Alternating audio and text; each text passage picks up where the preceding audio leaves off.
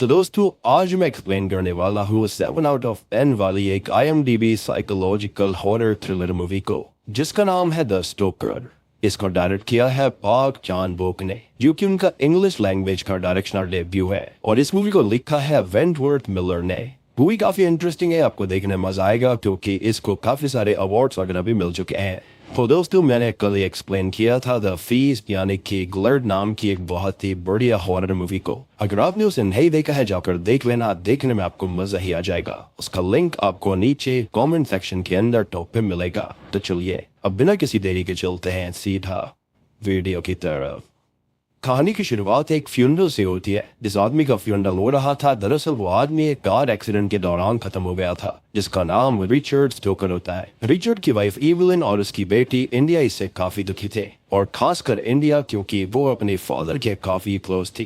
खैर फ्यूनरल के बाद इंडिया अकेली बैठी हुई थी कि तभी उसकी माँ इवलिन उसे मिसेस मैकगैरिक की किचन में हेल्प करने के लिए कहती है। दरअसल मिसेस मैकगैरिक उनके घर की पुरानी केयरटेकर थी। खैर काम करते वक्त इंडिया अपने घर की 2 मेट्स को आपस में बात करते हुए सुनती है, जो कि उसी हादसे यानी कि एक्सीडेंट के बारे में बात कर रही थी। वो कह रही होती है कि जब रिचर्ड का एक्सीडेंट हुआ था तब उसकी बॉडी पूरी तरह से जल चुकी थी। उनकी बातें सुनकर इंडिया का दिमाग खराब हो जाता है। तभी उन मेट्स के पास मिसेस मैकगैरिक आती है और उनसे जल्दी काम करने के लिए कहती है, जिसके बाद मिसेस मैकगैरिक इंडिया के पास जाती है और उससे उसके बर्थडे प्रेजेंट के बारे में पूछती है, जो कि इंडिया के डैड ने उसे मरने से पहले दिया था। दरअसल वो इंडिया के हर बर्थडे पर उसे शूज लाकर दिया करते थे, और ये उसका 18th बर्थडे होता है। लेकिन इस बार ऐसा नहीं था। इंडिया कहती है कि उसे वो बॉक्स मिला था, लेकिन उसके अंदर खाली एक चाबी थी, लेकिन उसे आज तक पता नहीं चला कि वो चाबी किस चीज की है। अब वो मिसेस मैकगैरिक से इस चाबी के बारे में पूछती है, लेकिन उन्हें इसके बारे में कुछ नहीं पता था। खैर इसके बाद इंडिया हॉल में जाती है, जहाँ पर उसे उसकी माँ मिलती है, जो कि अपने पति के भाई चार्ली के साथ बातें कर रही थी। अब एवलिन चार्ली के काफी क्लोज खड़ी हुई थी और वो उससे काफी अच्छे से बात कर रही थी, जो कि इंडिया को पसंद नहीं आता। अब यहाँ पर एवलिन इंडिया को बताती है कि चार्ली असल में उसके अंकल है, लेकिन आज से पहले इंडिया को पता ही नहीं था कि उसके कोई अंकल भी है, क्योंकि उसने आज से पहले कभी चार्ली को देखा ही नहीं था। असल में चार्ली कई सालों से वर्ड टू वर्ड पर था, इसलिए वो कभी भी उनसे मिलने नहीं आ पाया था। खैर इसके बाद इंडिया वहां से चली जाती है और वो अपने जूतों के पेयर्स को देखती है, जो कि उसके पिता ने उसे बचपन से लेकर आज तक गिफ्ट में दिए थे। अब अगले सीन में हम चार्ली को देख पाते हैं, जो कि इंडिया का पीछा करते हुए दिखाई देता है। लेकिन तभी इंडिया की मॉम इवलिन बीच में आ जाती है और चार्ली से बात करने लगती है। चार्ली सही मौका देखकर इंडिया से बात करता है और वो उसको बताता है कि अब से वो उन्हीं के साथ रहेगा। इंडिया ये सुनकर कुछ खास खुश नहीं होती। अब एक दिन इंडिया मिसेस मैकगैरिक और चार्ली को साथ में देखती है, जहां पर वो दोनों आपस में बहस कर रहे थे, जिसमें हम मिसेस मैकगैरिक की बातें सुन पाते हैं, जो कि चार्ली से कहती है कि उसने वो सब कुछ किया जो उसने कहा था। उसने उसे पूरा साल भर तक इन्फॉर्म किया, हर चीज के बारे में बताया। वो उसके साथ ऐसा नहीं कर सकता। इंडिया उनकी ये बातें सुन लेती है, लेकिन इस पर वो ध्यान नहीं देती। अब इस बहस के बाद होता यह है कि मिसेस मैकगैरिक अचानक गायब हो जाती है, और उनके बारे में किसी को नहीं पता था, उन्हें किसी ने नहीं देखा था, जो कि काफी अजीब बात थी। अब अगले दिन चार्ली और एवलिन साथ बाहर जाते हैं, और इस चीज का फायदा उठाते हुए इंडिया चार्ली के सामानों को चेक करने लगती है, जिसके अंदर उसे एक टॉय गन मिलती है। साथ ही साथ उसे पासपोर्ट और कुछ क्रेडिट कार्ड्स मिलते हैं। इसके अलावा इंडिया को उसके बैग में से एक बॉक्स मिलता है, जो कि ठीक वैसा ही बॉक्स था जिसके अंदर रिचर्ड इंडिया को शूज गिफ्ट में दिया करता। इंडिया उसे खोलने ही वाले थी कि तभी वो लोग घर पर लौट आते हैं, जिसके बाद इंडिया सारा सामान पैक करके नीचे आ जाती है। अब इवलिन मिसेस मैकगैरिक के बारे में इंडिया से पूछती है, जिस पर वो उसको बताती है कि वो अभी तक नहीं लौटी है। तब चार्ली कहता है कि वो उनके लिए खाना बनाएगा। खैर वो लोग इंडिया के लिए आइसक्रीम भी लेकर आए थे, जिसे वो फ्रिज में रखने के लिए चली जाती है। दरअसल इनका फ्रिज जो होता है वो बेसमेंट में था। इंडिया जल्दी से आइसक्रीम रखकर ऊपर आ जाती है। खैर इसके बाद वो लोग बैठकर डिनर करने लगते हैं, जहां डिनर टेबल पर इंडिया अपनी मॉम से ये पूछती है कि उसने आज तक उसे क्यों नहीं बताया कि उनके एक अंकल भी हैं, जिस पर इवलिन कहती है कि उसे खुद इसके बारे में इतना नहीं पता था, और तो और उसके अंकल वर्ल्ड टूर पर गए हुए थे, तो वो उसको क्या ही बताती। खैर इसके बाद इवलिन वहां से उठकर चली जाती है, जिसके बाद चार्ली इंडिया से अच्छे से बिहेव करता है, साथ ही साथ उसे ड्रिंक पीने के लिए कहता है। तब इंडिया उससे पूछती है कि वो उससे चाहता क्या है, इस पर वो कहता है कि वो उसका खाली दोस्त बनना चाहता है, लेकिन वो इस बात से साफ इनकार कर देती है। जिसके बाद हम देखते हैं कि चार्ली अब इंडिया के करीब आने के लिए अलग अलग तरह की कोशिश कर रहा था, जैसे वो उसे स्कूल लेने जाता और इंडिया का पीछा करता। वो उसके पास जाने के लिए काफी कुछ कर रहा था, लेकिन स्टिल इंडिया इसमें इंटरेस्टेड नहीं होती।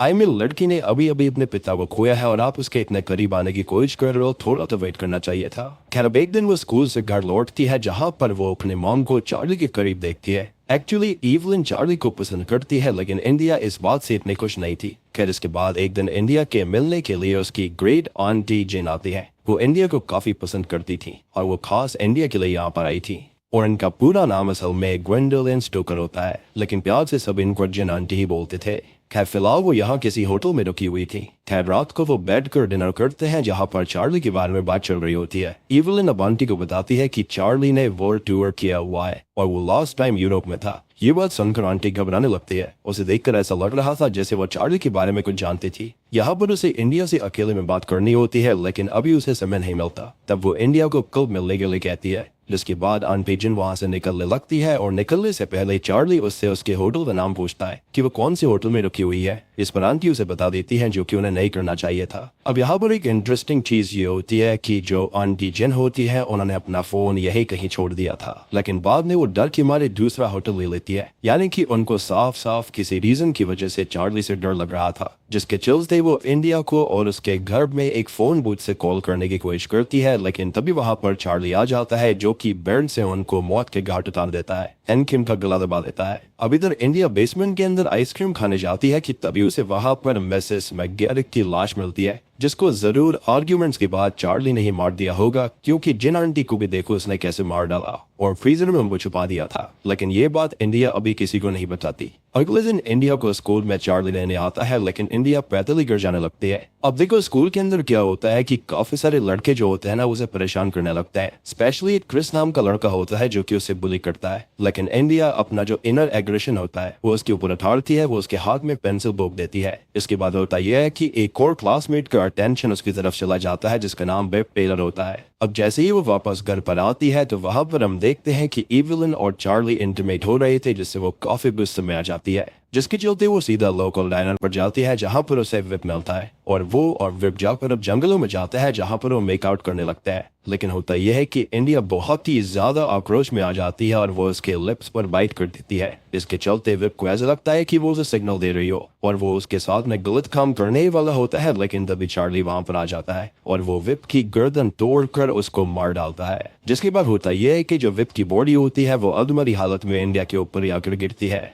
तभी हम नोटिस करते हैं कि इंडिया चार्ली का साथ देती है और विप की बॉडी को उनके गार्डन में ही दफना देती है। जिसके बाद वो अपनी आंटी ग्वेंडोलिन को कॉल करने की कोशिश करती है, लेकिन उनके फोन की आवाज उसे गार्डन में ही आ रही थी, जिससे कि उसको एहसास हो जाता है कि चार्ली ने उसको भी मार दिया और इससे पहले उसे मिसेस मैकगैरिक की बॉडी भी फ्रीजर के अंदर मिली थी, जिससे वो समझ गई थी कि ये सब कुछ चार्ली ही कर रहा था। इसके बाद हम नोटिस करते हैं कि जब वो शावर कर रही होती है तो वो मैस्टरबेट करती है और इन्हीं सब के बारे में सोच रही होती है कि कैसे खून हुआ था। यानी कि इंडिया भी दिमाग से सही नहीं थी, उसका दिमाग पूरी तरह से एक सीरियल किलर वाला था, जिसके चलते उसे ये सब कुछ काफी अच्छा लग रहा था। यानी कि ये सारी चीजें इनके परिवार के अंदर ही दौड़ रही थी। जैसे कि चार्ली के जीन्स के अंदर ऐसा था, सेम चीज यहाँ पर इंडिया के अंदर आ गई थी। इसका मतलब इंडिया के लिए अब किसी का खून करना कोई मुश्किल काम नहीं था। उसे इन सब चीजों में काइंड ऑफ मजा आने लगा था। खैर इसके बाद वो अपनी मॉम के पास जाती है जहाँ पर वो अपनी मॉम के बालों को कोम करने लगती है और कोम करते हुए वो देखती है कि उसने चार्ली और उसे साथ में देखा था। यहाँ उसकी मॉम टॉपिक चेंज कर देती है और वो इंडिया और उसके डैड के उन दिनों के बारे में बात करने लगती है जब वो दोनों साथ में हंटिंग पर जाया करते थे।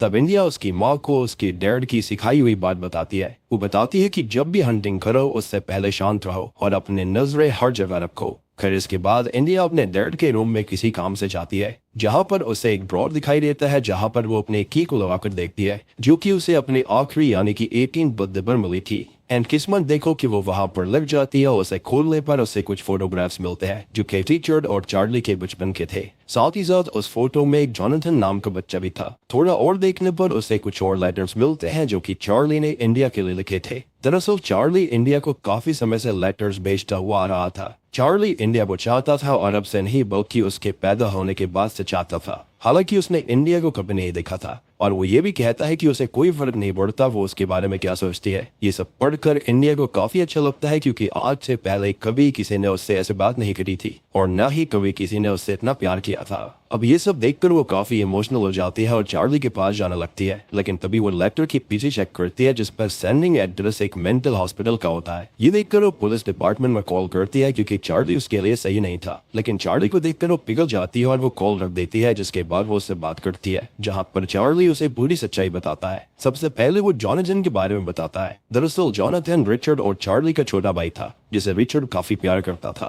रिचर्ड दिन भर उसी के साथ खेलता और चार्ली के साथ वो जरा भी वक्त नहीं बिताया करता था। अब एक दिन जॉनथन सैंड में खेल रहा होता है कि तभी रिचर्ड ने जेलसी में उसे वही सैंड में जिंदा दफना दिया था, जिसकी वजह से उसका दम घुट गया और वो मारा गया। जिसके बाद जब सबको पता चला तब उसे एक मेंटल इंस्टीट्यूट के अंदर भेज दिया गया था। इसका मतलब ये था कि वो वर्ल्ड टूर वाली बात बिल्कुल झूठ थी। खैर इसके बाद जब वो पैदा हुई तब उसने वहीं से उसे वो सारे लेटर्स पहुंचाए थे। उसने उसका इंतजार किया 18 साल के होने तक का, और जब वो फाइनली मेंटल हॉस्पिटल से बाहर आया तब उसे रिचर्ड लेने के लिए आया था। लेकिन अभी वो उससे खुश नहीं था। रिचर्ड उसे पैसे और एक अपार्टमेंट देता है ताकि वो उस अपार्टमेंट में रहे और उसके परिवार से दूर रहे, क्योंकि वो जानता था कहीं ना कहीं यहाँ पर चार्ली की दिमागी स्थिति अभी भी ठीक नहीं थी। रिचर्ड बचपन से जानता था कि चार्ली के अंदर कितनी जेलसी है और उसके चलते वो किसी को भी मार सकता है, लेकिन चार्ली को ये बात पसंद नहीं आती, जिसके बाद चार्ली ने उसे ही जान से मार दिया और एक मर्डर को उसने एक्सीडेंट में बदल दिया था। ये सब वो इंडिया को बताता है और तब इंडिया गुस्से में आकर उसे एक चांटा मारती है, लेकिन चार्ली उसे अभी भी चाहता था। चार्ली इंडिया को वही शू बॉक्स दिखाता है जिसके अंदर वो इंडिया के लिए हील्स निकालता है और उसे अपने हाथों से पहनाता है। असल में उसे हर बर्थडे पर शूज चार्ली ही दिया करता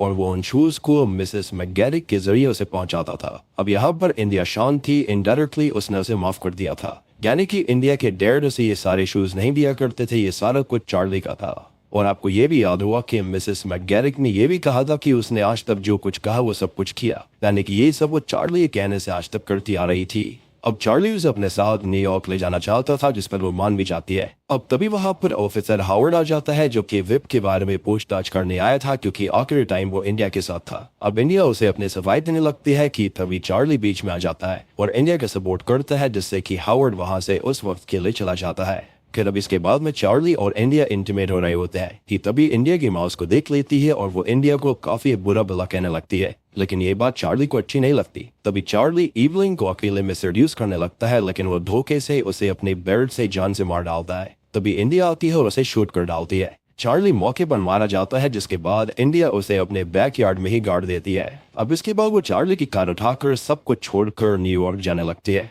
तभी ओवर स्पीडिंग करने की वजह से ऑफिसर हावर्ड उसे रोक लेते हैं। वो उससे पूछताछ करते हैं कि वो इतनी जल्दी में कहाँ जा रही है। तब इंडिया कहती है कि उसे बस उसकी अटेंशन चाहिए। इसी बीच इंडिया उसे मौका देखकर उसके गले पर वार कर देती है, जिससे कि वो तड़पने लगता है। देन फाइनली वो उसे शूट करके मार डालती है। यानी कि यहाँ पर जो इंडिया होती है उसके अंदर भी बहुत ज्यादा क्रिमिनल माइंडेड चीजें थी, यानी कि वो बहुत ही ज्यादा खतरनाक सीरियल किलर बनने वाली है और उसको ये सब काफी अच्छा लगता था, जैसा कि हम ऑलरेडी देख चुके हैं। और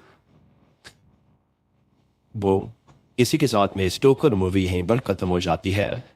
तो बात करते हैं कुछ सवालों के बारे में। तो सबसे पहला सवाल यह है कि अगर इंडिया को लेटर चार्ली भेजा करता था तो वो कभी इंडिया को क्यों नहीं मिले। तो दरअसल चार्ली जब भी लेटर्स भेजा करता था तब वो लेटर्स रिचर्ड छुपा दिया करता, इसलिए वो रिचर्ड के रूम में लॉक थे। और रही बात चाबी की, तो वो चाबी असल में चार्ली ने ही रिचर्ड्स को मार कर ले ली होगी। इसके चलते उसने इंडिया को वो शू बॉक्स के अंदर रखकर गिफ्ट कर दी, ताकि क्यूरियोसिटी के चलते इंडिया उस कबर्ड को खोलेगी और उसे सारे के सारे लेटर्स मिल जाएंगे, चार्ली के प्यार के बारे में पता चलेगा। बेसिकली यहाँ पर चार्ली साइको था। और रही बात इंडिया की, तो वो तो उससे ही बड़ी सीरियल किलर निकली। और दूसरी बात कि आखिर चार्ली ने मिसेस मैकगैरिक को क्यों मारा, तो इसका जवाब ये है कि जब उन दोनों में बहस हुई थी तब चार्ली को डर था कि वो ये सारी बातें इंडिया या फिर इवलिन को ना बता दे, क्योंकि वो बचपन से ही उसकी हेल्प करती आ रही थी और इसी डर के चलते उसने मिसेस मैकगैरिक को मार दिया। अगली बात कि आखिर क्यों इंडिया एक खूनी बन गई, तो हम ऐसा मान सकते हैं कि इंडिया पहले से ही साइको किलर थी। उसके अंदर ऐसे ट्रेट्स थे, क्योंकि हमने उसका बिहेवियर देखा था जब उसने उस बुली बॉय को पेंसिल से स्टैब किया। क्योंकि जब उसने उस बुली बॉय को यानी कि क्रिस को पेंसिल से स्टैब किया था, उससे हम उसका बिहेवियर जान सकते हैं कि वो कितनी बड़ी साइको थी। और आखिरी बात की आखिर इंडिया ने चार्ली को क्यों मार दिया, देखो इसकी एक वजह नहीं है। देखा जाए तो इंडिया अपने डैड से काफी क्लोज थी और जब उसके डैड के हत्यारे के बारे में उसको पता चला जो कि चार्ली था, तब उसे काफी ज्यादा गुस्सा आ गया। लेकिन उसने उस समय कुछ नहीं किया, क्योंकि उस समय उसके माता पिता की वही हंटिंग वाली बात उसके दिमाग में थी, जहाँ पर उसके पिता ने उसकी माँ को ये समझाया था कि हमेशा हंटिंग करने से पहले शांत रहना चाहिए, और वही सब उसने किया। यानी कि वो चार्ली को पहले से ही मारना चाहती थी। उसने पहले ऐसे जताया कि उसने चार्ली को माफ कर दिया है और फिर सही मौका देखकर उसे खत्म कर दिया। और अगर आप यहाँ पर इंडिया की जगह होते तो आप लोग क्या करते। तो उम्मीद करता हूँ कि आपको ये कहानी पसंद आई होगी, थियरीज आपको समझ में आ गई होंगी। समझ में आ गई तो वीडियो को लाइक कर देना, चैनल के ऊपर नए हैं तो सब्सक्राइब कर लीजिए। तो मैं आप सबको मिलता हूँ अगली वीडियो के साथ में, तब तक के लिए Stay.